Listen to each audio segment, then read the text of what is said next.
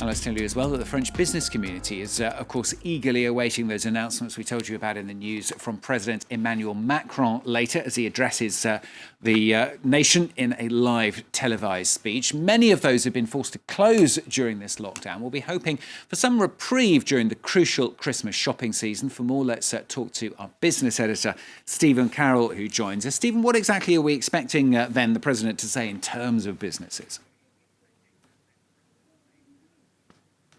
Well, the French Defence Council is going to have a meeting this morning which will see the last updated figures on the pandemic being discussed by the key ministers involved before decisions are made about what exactly will be announced by the President later on this evening. We are expecting some restrictions to be lifted in that speech by Emmanuel Macron, but we have been told by the government spokesman in recent days that what will be laid out will be a roadmap in 3 phases of how things will move after the 1st of December. That'll be the first phase, a second phase looking at the Christmas holiday period, those 2 weeks at the end of December, and then a third phase from the 1st of January. So we are told that it's likely that the restriction on non-essential shops will be eased. Those non-essential shops that have been closed since the end of October will be allowed to reopen for those crucial last couple of weeks before Christmas.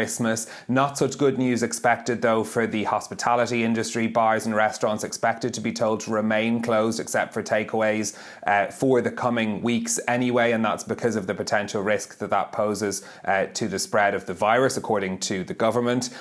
Gyms, not expecting much good news for them either. The sports minister saying last week that they're not expected to reopen until January, although there might be some concessions for sports classes for young people involved in the speech later announced as well. The other issue that will be looked at for businesses will be the question of cultural institutions, cinemas, theatres, museums. Still not entirely clear what exactly the government will announce on that front as well, but they're trying to lay out a roadmap for how things are going to look over the next couple of months, of course, as the virus situation continues to evolve and makes a lot of those decisions very difficult. Particularly, this is difficult for the hospitality industry. There are 960,000 people employed across bars and restaurants in France. There are warnings from some industry bodies that they risk being wiped off the economic landscape if they're not allowed to reopen. They've certainly been lobbying heavily to do so, but there isn't much hope that those restrictions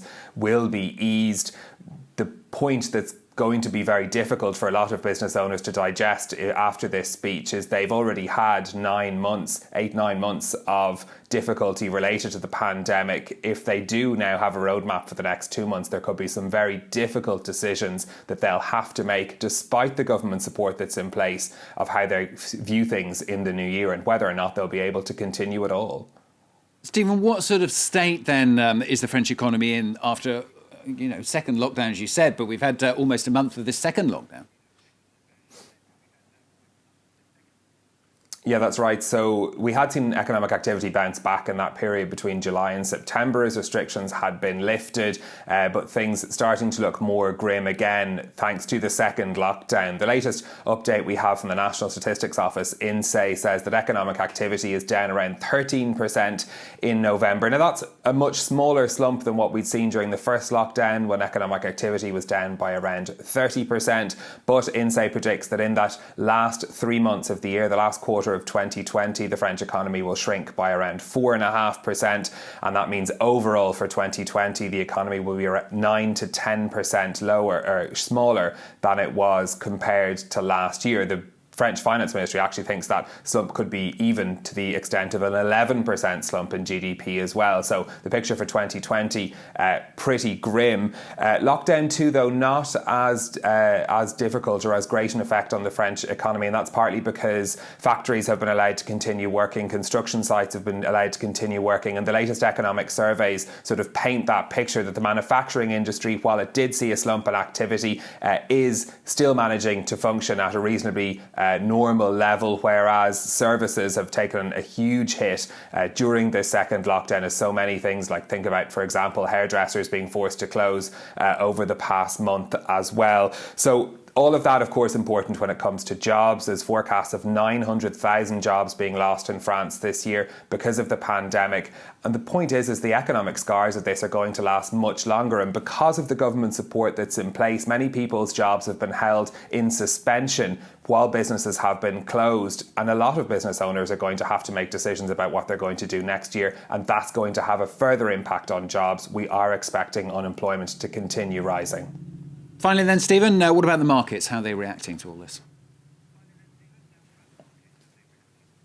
Well, a little bit more optimism on the markets than the picture for the French economy anyway. Japan's Nikkei finishing up 2.5% at the end of trading today. It actually hit a 29-year high a little bit earlier in the trading session in Japan, and that's due to optimism over vaccines and particularly that news that we got from AstraZeneca yesterday, but also the progress in the transition happening in the United States. That's helping to reassure investors as well. Some gains too in Hong Kong. And on the Kospi in Seoul, just Shanghai showing some red on the boards today. Stephen, thank you very much. Stephen Carroll, our business editor there on France 24.